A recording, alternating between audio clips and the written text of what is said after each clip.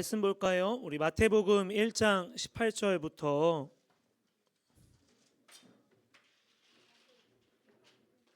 25절까지 마태복음 1장 18절부터 25절까지 우리 한 절씩 교독하고 마지막 절은 우리 같이 읽도록 하겠습니다.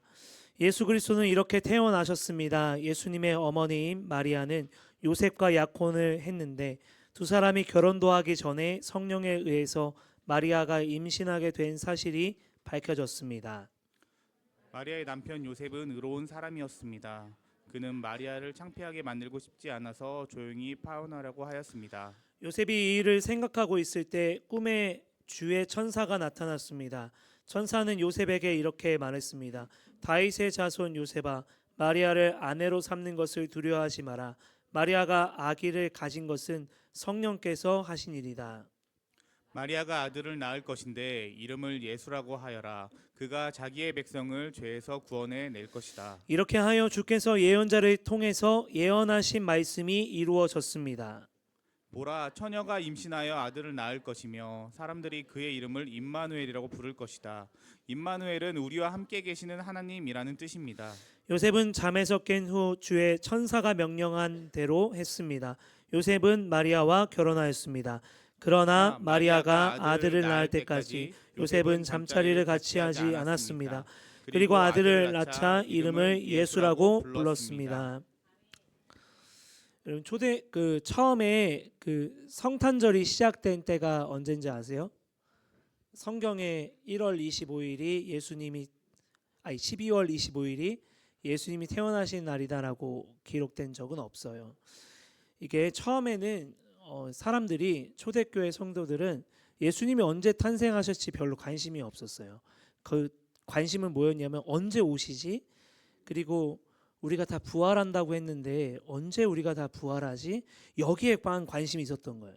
자, 그렇게 해서 예수님 오시고 나서 AD 1세기가 지나고 2세기가 지나고 3세기가 지나고 4세기가 됐을 때 여러분 세계사 공부하는 친구 문과생들은 알겠지만 요즘에는 초등학교도 가르쳐 줄 것 같아요.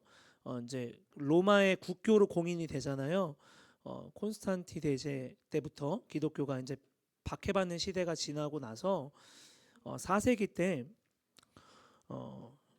이제 이게 생각하게 되는 거예요. 사람들이 예수님이 탄생하신 성탄하신 날이 언제일까? 이런 거를 이제 그때부터 관심 갖기 시작해서 그날이 언제인지에 대해서 막 의견이 막 나오기 시작했어요. 12월 25일이야 라고 말하는 사람도 있고 1월 6일일 거야 라고 말하는 사람도 있고 그거를 이제 추정을 하는 거야. 자, 마리아의 태중에 예수님이 언제 잉태되셨을까? 요거를 막 이렇게 추정하다가 이제 3월 중순쯤 될 거야 라고 계산해서 12월 25일이 된 거예요. 처음 듣죠? 지금부터 알면 되죠. 예. 로마의 주교인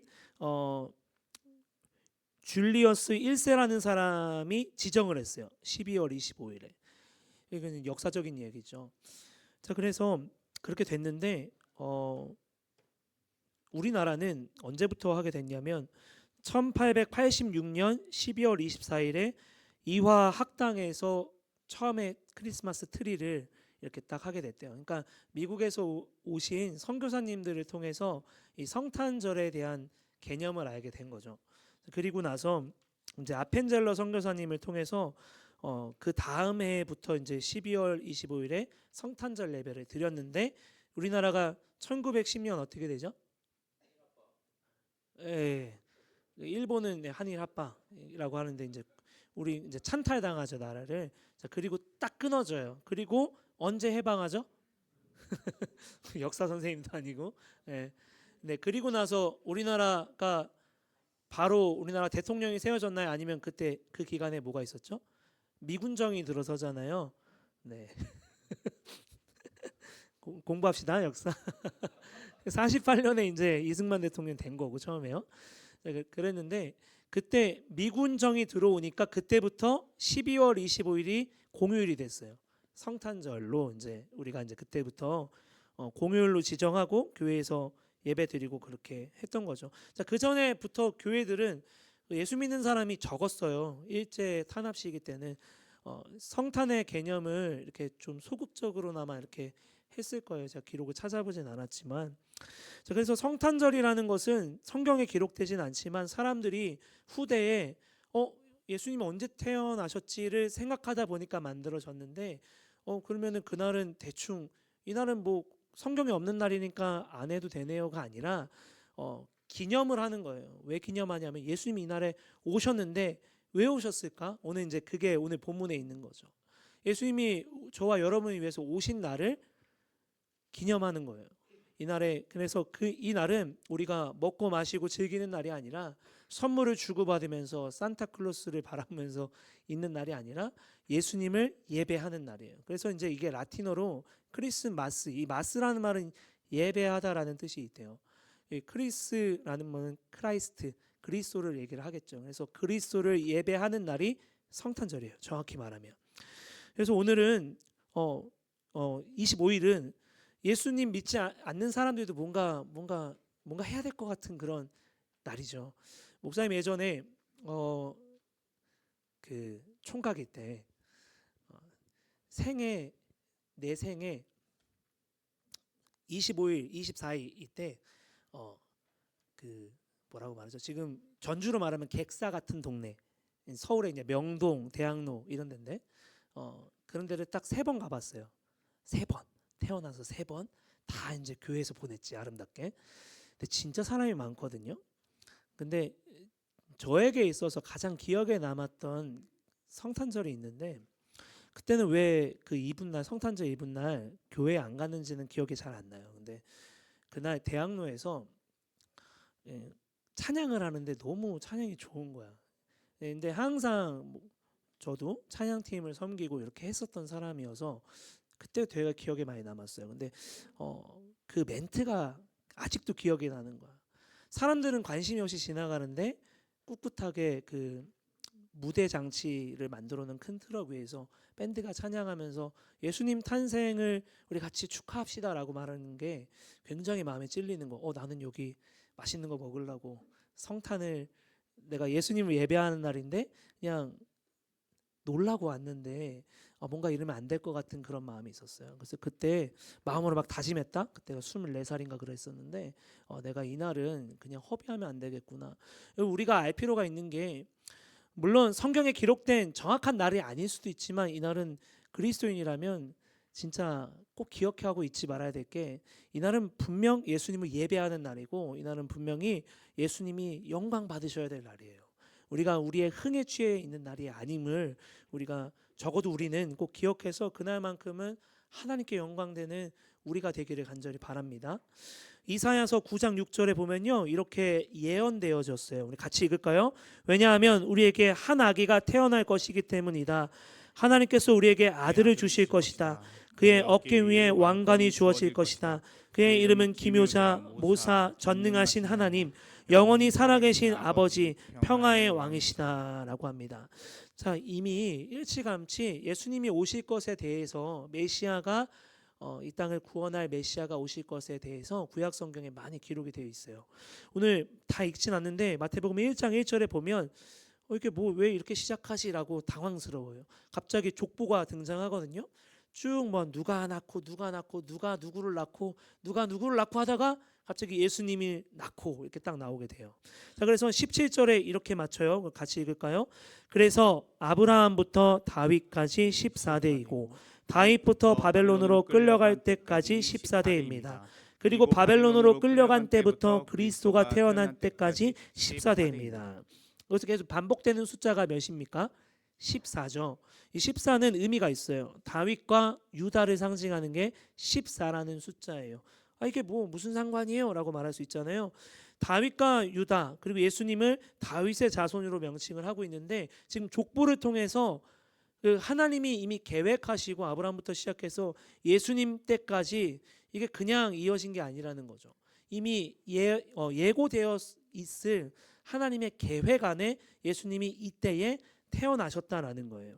자, 다윗의 자손 다윗과 유다가 의미하는 게 뭐냐면 예수님은 왕으로 오셨다. 첫째, 예수님이 이 땅에 왕으로 오셨어요. 세상에 많은 왕도 있고 지금 우리나라 대통령도 대통령인데 왕처럼 있는데 왕으로 예수님은 오셨단 말이에요.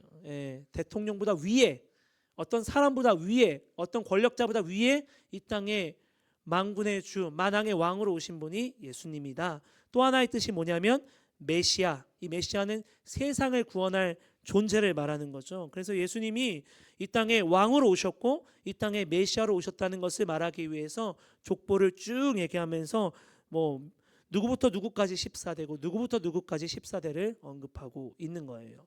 자, 예수님은요 다윗의 자손으로 그리고 그리스도라는 명칭으로 오셨어요. 자, 이 모든 게 다 이 세상을 구원할 메시아라는 의미를 갖고 있는 거예요. 구약 성경에서 그토록 예언하고 그토록 예고했던 분이 예수님이다라는 것을 우리에게 알려주고 있는 거죠. 자, 그러면 오늘 본문은요. 그런 분이 이 땅에 왜 오셨지? 예수님이 왜 인간의 몸으로 오셨지? 예수님이 오셨다는 개념이 무엇이에 대해서 간략하게 우리에게 알려주고 있는 겁니다. 오늘 18절과 19절 말씀도 우리 같이 다시 한번 읽겠습니다. 예수 그리스도는 이렇게 태어나셨습니다. 예수님의 어머니인 마리아는 요셉과 약혼을 했는데 두 사람이 결혼도 하기 전에 성령에 의해서 마리아가 임신하게 된 사실이 밝혀졌습니다. 마리아의 남편 요셉은 의로운 사람이었습니다. 그는 마리아를 창피하게 만들고 싶지 않아서 조용히 파혼하려고 하였습니다.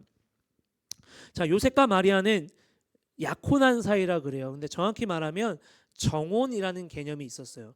이 유대인들은요 결혼하기 전에 정혼의 관계를 맺는데 유대인의 풍습이에요. 근데 이제 정혼의 관계가 뭐냐면 결혼하기까지 약혼보다 조금 더 좀 개념이 조금 더 깊은 개념이에요. 같이 한 입을 덮고 사는 것은 아니지만 같이 동거하진 않아요. 그렇지만 남편이라고 부르고 아내라고 부를 수가 있어요. 이제 정혼의 관계가 되면. 자, 근데 이제 재밌는 게 뭐냐면 이 정혼의 관계, 결혼식까지 이제 서로가 선을 잘 지켜야 돼요. 예. 그 선이 뭔지는 상상을 하시고 잘 지켜야 돼. 그래서 뭔가 딴짓을 하면 안 돼요. 뭐 딴 여자를 만나거나 딴 남자를 만나면 안 돼. 근데 이 당시는 지금 오늘날의 우리 시대랑 달라서 남성이 더 힘이 있는 시대예요. 그래서 여성이 힘이 없어. 그러니까 남자 위주로 모든 것이 의사 결정이 결정되는 시대라서 어떻게 보면 좀 여성들에게 좀 가혹한 잣대를 들이대죠. 그래서 여성들이 다른 남자와 막 이렇게 막 만나거나 이러면 얼마든지 남자가 이 정혼을 파기할 수 있는 권한을 갖고 있는 거예요. 목사님 왜 이 얘기를 하고 있을까요? 예수님이 지금 마리아의 태중에 잉태됐잖아. 그런데 이게 요셉의 입장에서 얼마든지 이 정혼의 관계를 깰 수 있는 지금 문화적 배경을 지금 말하고 있는 거예요. 자, 그래서 그런 선택권이 남성에게 주어지는데 신명기 말씀에 보면 그런 규례가 있어요. 24장 1절에 보면 어떤 남자가 결혼을 했는데 여자에게 어떤 결점이 있는 것을 알게 되어 여자가 싫어지거든 이혼 증서를 써주고 여자를 자기 집에서 내보내시오라고 말하고 있어요. 그러니까 이런 권한을 남성이 갖고 있다는 거죠. 약혼 그러니까 정혼하고 그다음에 다른 남자와 그런 이상한 관계를 맺으면 안 돼요. 안 되게 돼 있어요. 서로가 지켜야 될 선을 지키고 그 날이 될 때까지 잘 준비를 해야 되는 거죠. 자, 오늘 요셉을 설명할 때 성경은 뭐라고 말하냐면 의로운 사람이다라고 말합니다. 이 의로운 사람이다라는 뜻 안에는 무엇이 있냐면 이 요셉이라는 사람에게 있어서 성경 말씀이 엄청 많이 알고 있다라는 거예요. 지금 목사님 방금 읽었던 신명기의 이런 표현을 이런 말씀의 규례를 요셉은 분명히 알고 있었어요. 자, 그걸 알고 있으면서 자, 갑자기 마리아의 배가 막 부르기 시작하는 거예요. 자, 여러분한테 물어볼게요. 그러면 요셉에게 있어서 지금 규례대로 하면 어떻게 할 수 있어요? 이 정혼의 관계를 깰 수 있는 거예요. 명분이 충분히 있어요. 아무 잘못이 아니에요. 마리아만 이상한 사람이 되는 거죠. 자, 근데 재밌는 건 뭐냐면 이거 되게 중요한데 마리아는 다른 남자와 나쁜 관계를 맺어서 아이를 갖게 된 게 아니에요. 성경에 기록되기로 성령으로 잉태되었다라고 말합니다. 여러분 이게 되게 중요한데 우리는 다 죄인이에요. 저와 여러분 다 죄인이에요. 아담의 씨로부터 태어난 모든 인간은 죄인이에요. 아담의 죄로부터 시작해서 우리는 죄인 아닌 사람이 한 사람도 없어요. 또 성경에 기록됐는데 죄인은 사망이에요. 죽음으로 갈 수밖에 없어요. 자, 그렇기 때문에 예수 그리스도를 통해서 우리는 그 죄를 씻음 받고 사망이 아니라 구원에 이를 수 있는 건데, 자 어쨌든 모든 사람은 다 죄인이죠. 근데 생각해 보세요. 이 땅을 구원할 메시아가 똑같은 사람과 남자와 여자의 만남을 통해서 아이를 갖게 되고 태어난다면 그 사람은 메시아가 아닙니다. 이만희가 신천지 이만희가 자기 하나님이래요. 예, 도라이예요. 예, 메시아가 될 수가 없죠. 왜 그렇습니까? 죄인이잖아요. 그 사람도.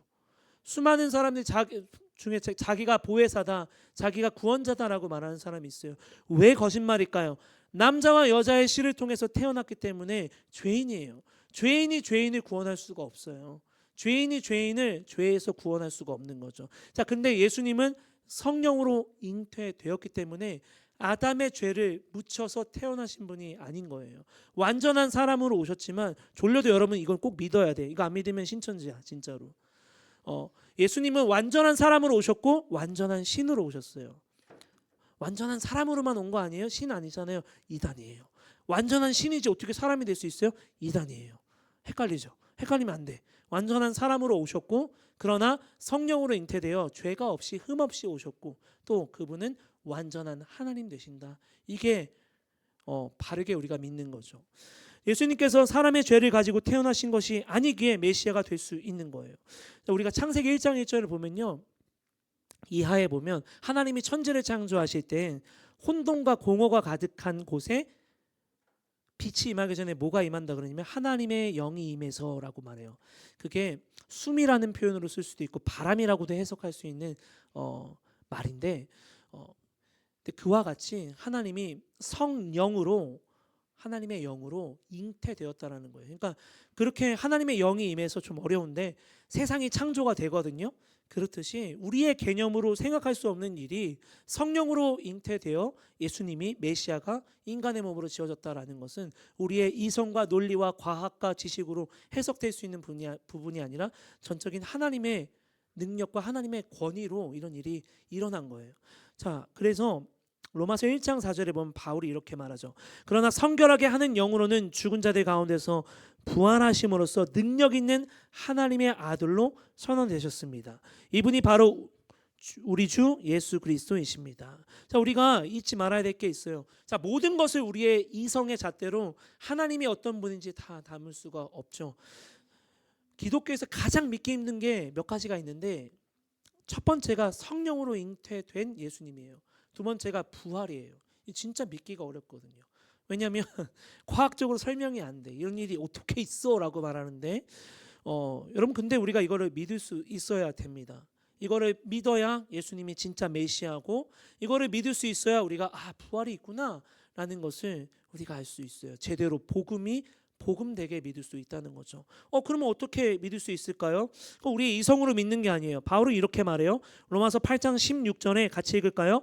성령께서는 친히 우리의 영과 함께 우리가 하나님의 자녀라는 것을 증언합니다. 자, 여러분들이 회심한 하나님의 백성이라면 우리 눈에 보이지 않지만 여러분들 안에 계시는 하나님께서, 성령께서 깨닫게 하십니다.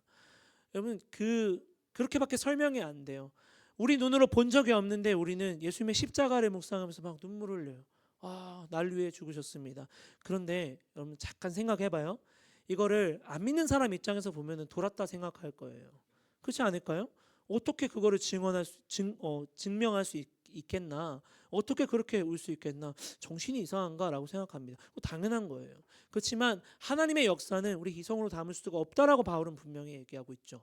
여러분들 안에 계시는 성령께서 그것을 믿게 하시고 깨닫게 하시고, 그렇구나, 나를 정말 사랑하셨구나라는 것을 믿어지게 하는 거예요. 바라건대 여기 있는 모든 친구들 중에 그걸 믿는 친구도 있고 믿지 않는 친구들이 있을 수 있어요.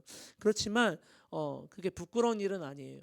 여러분들 근데 소망해야 돼. 이 사실을 믿어서 진짜 하나님이 나를 사랑하는구나. 이 성탄절이 얼마나 의미가 있고 이 날이 얼마나 우리에게 감격적이고 은혜가 있는 날임을 느낄 수 있는 모든 우리 여기 있는 친구들 되기를 주님의 이름으로 축복합니다. 논리적으로는 계산적으로는 안 믿어지죠. 그렇지만 분명 예수님께서는 성령으로 잉태되셔서 그렇게 인간의 몸으로 태어나셨습니다. 예수님이 이 땅에 오신 이유에 대해서 그 다음에 말하는데 오늘 21절 같이 읽을까요? 마리아가 아들을 낳을 것인데 이름을 예수라 하여라. 그가 자기의 백성을 죄에서 구원해 낼 것이다.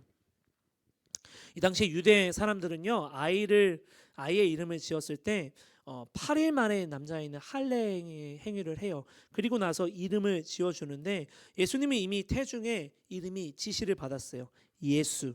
이 예수란 이름은 구약으로 가면은 여호수아 히브리식 표현인데 여호수아가 하나님은 구원자다라는 뜻이거든요. 똑같아요. 예수라는 이름이. 근데 여호와는 구원이시다라는 이름입니다. 예수님이 이미 메시아이시기 때문에 이름이 이미 태중에서 그렇게 정해졌어요. 그가 자기 백성을 죄에서 구원해 낼 것이다. 자, 이 말은 예수님이 이 땅에 오신 목적을 이야기하고 있는 거예요. 아담의 죄를 통해서 죽을 수밖에 없었던 모든 인간들을 살리기 위해서 예수님이 오셨어요.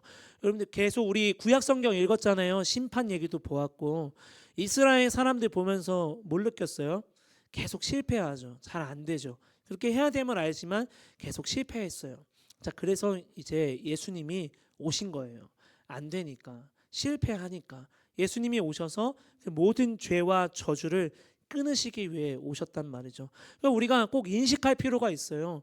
예수님의 이름이 정말로 축복의 이름이고 우리가 예수님을 믿는다는 것은 이제 더 이상 우리가 실패자로 살아가는 게 아니라 그럴 수 있잖아. 막 내가 나는 뭘 해도 안 돼. 나는 막 루저야. 아니요. 여러분은 저주받은 백성이 아니라 축복의 백성임을 꼭 기억했으면 좋겠어요. 예수님이 그런 모든 것을 다 끊어주기 위해서 오셨거든요. 그래서 우리가 예수님을 믿는다는 것은 루저로 살아가는 사람들이 아니라 승리자로 살아가는 사람들임을 꼭 믿기를 바랍니다. 예수님께서 이 땅에 오셔서 하실 일이 분명했습니다. 이사야 53장 6절은 이렇게 예언되죠. 우리는 다 양 같아서 그릇 행하여 각기 제 길로 갔거늘 여호와께서는 우리 모두의 죄악을 그에게 담당시키셨다라고 말하고 있어요. 예수님께서 이 땅에 오셔서 인간의 몸으로 오시고 십자가를 지으시고 죽으신 이유는 우리가 받아야 될 저주를 우리가 몽탕 뒤집어 써야 될 그런 저주, 더러움을 예수님이 십자가에서 한 번에 다 끝내주신 거죠. 자, 그래서 그 저주에서 벗어나기 위해서는 우리가 예수 그리스도를 마음에 품고 그분이 진짜 메시아라는 사실을 믿었을 때 여러분들 마음과 여러분들의 생각과 여러분들의 심령이 자유함을 얻게 되는 거예요. 자, 예수님께서는 또 다른 예수님의 이름이 여호와는 구원이시다라는 이름이 있지만 별칭이 있대요. 그 별칭이 뭐냐면 임마누엘이라고 합니다. 그 임마누엘 뜻이 뭘까요? 오늘 23절 같이 읽읍시다. 보라, 처녀가 임신하여 아들을 낳을 것이며 사람들이 그의 이름을 임마누엘이라 부를 것이다. 여러분, 임마누엘이라는 이름은 그 별칭은 하나님이 우리와 함께 하신다라는 의미를 갖고 있습니다. 이렇게 정리할 수 있겠죠. 예수님이 이 땅에 왜 오셨을까요? 우리를 구원하기 위해서. 저주를 받아서 죽을 수밖에 없었던 모든 사람 인간들을 위해서 예수님께서 그 저주를 다 뒤집어 쓰시고 우리를 생명으로 구원하시기 위해서 이 땅에 오신 겁니다. 또 하나가 뭘까요? 임마누엘로 오신 거예요. 우리와 함께 하시기 위해서, 우리와 언제나 함께 계시기 위해서. 그 함께 계심을 어떻게 인식하죠? 하나님의 기록된 말씀으로, 그리고 여러분들 안에 계시는 성령 하나님을 통해서 하나님이 지금도, 예수 그리스도가 지금도 우리와 함께 하신다라는 사실을 우리가 알게 됩니다. 자, 그래서 성탄의 진정한 의미를 이렇게 정리해 볼 수 있어요. 예수님께서 하늘의 영광된 자리에서 낮고 천한 자리로 이 땅에 오신 날이에요. 그래서 그날을 기념하는 날이 성탄절이에요. 그리고 빛 대신 구주께서 오셔서 오심을 우리가 믿음으로 세상 앞에 선포하는 날이에요. 그러니까 목사님이 그때 그래서 그 대학로에서 그게 되게 마음에 막 감동이 오는 거. 나도 고백해야 되는데 여러분들이 작든지 크든지 우리는 마땅히 우리의 있는 자리에서 세상에 빛으로 오셨습니다라고 선포할 수 있기를 바랍니다. 목사님 청년 때 리어카에다가 쿠키도 담고 차도 막 이렇게 뜨거운 물에 이렇게 해서 중창도 연습하고 기타 메고 역에 가서 막 이렇게 막 블레싱 해줬던 기억이 있어요. 참 이런 거 하면 참 좋겠다는 생각하는데 내년에 한번 계획해 보자고요. 세상 앞에 선포하고 세상을 축복해 주는 역할 우리가 하는 겁니다. 죄와 허물로 죽을 수밖에 없었던 우리에게 새 생명이 부여받는 날이죠.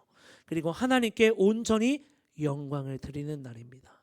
케이크를 자르고 선물을 주고받는 날이 아니라 오직 예수 그리스도를 바라보면서 그 예수 그리스도를 영광되게 고백하고 그 주님만을 예배하는 날이 크리스마스 성탄절입니다. 저 여러분이 이 성탄의 기간 그냥 소모하지 말고 오직 하나님께 영광되고 기쁨이 될 수 있는 성탄 기간 맞기를, 저와 여러분이 그런 고백을 하며 하나님께 기쁨이 되기를 주님의 이름으로 간절히 축원드립니다. 같이 좀 찬양했으면 좋겠는데요. 이 찬양을 모를 것도 같은데 우리 가사 생각하면서 우리 한두 번 더 부르고 같이 결단하길 바랍니다. 오 예수라는 찬양입니다. 함께 우리 고백할까요? 네.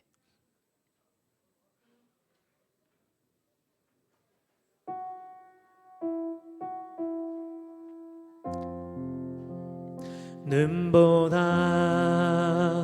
더 희게 우리의 죄 씻으러 이 땅 위에 오신 오 예수, 하늘 영광 버리고 낮고 낮은 구유에 겸손의 왕이신 오 예수, 병든 자 억울한 자 가난한 자 갇힌 자 자유케 하는 예수, 그의 강한 팔로 우리를 구하시며 그가 우리를 살리시리라. 그의 능력으로 우리를 지키시며 그가 세상을 다스리리라. 우리 후렴 한 번 더 고백할까요? 병든 자 억울한 자 가난한 자 갇힌 자 자유케 하는 예수, 그의 강한 팔로 우리를 구하시며 그가 우리를 살리시리라. 그의 능력으로 우리를 지키시며 그가 세상을 다스리리라. 기도하겠습니다. 살아계신 하나님, 이 땅에 인간의 몸으로 낮고 천한 이 땅에 오셔서 병든 자, 가난한 자, 눌린 자, 갇힌 자를 구원케 하시기 위해 이 땅에 오셨습니다. 하나님, 우리가 성탄의 주간을 맞이하여 우리가 이 성탄을 그냥 우리들의 흥겨움의 시간으로 소비하지 않게 하시고, 이 땅에 예수님이 오신 이유가 이 땅을 구원하시기 위해서, 이 땅에 임마누엘로 오시기 위해서, 우리를 살려주시기 위해서, 우리를 참으로 사랑하셔서 이 땅에 오심을 우리가 기억하여 이 기간에 하나님의 신실하신 은혜를 우리가 마음과 심령 속에 새기며 기억하며 살아갈 수 있기를 원합니다. 하나님께서 이처럼 우리를 사랑하셔서 독생자를 보내주셨는데, 우리가 이 성탄의 기간을 맞이하여 우리가 어떤 은혜를 받고 얼마나 큰 사랑을 받고 있는지 우리 고등부 지체 모든 친구들이 기억하여 알 수 있기를 원합니다. 그래서 그 사랑에 힘입어서 이 기간에 오직 예수님만을 바라보고 오직 예수님만을 경배하고 오직 예수님만을 고백하고 사랑한다 찬양할 수 있는 우리가 될 수 있도록 이 기간 가운데 순간순간마다 분초마다 성령 하나님 우리를 붙잡아 주시고 하나님의 은혜의 시경과 사랑의 시경으로 인도하여 주시옵소서. 그렇게 하실 주님을 믿습니다. 살아계신 예수님의 이름으로 기도드립니다.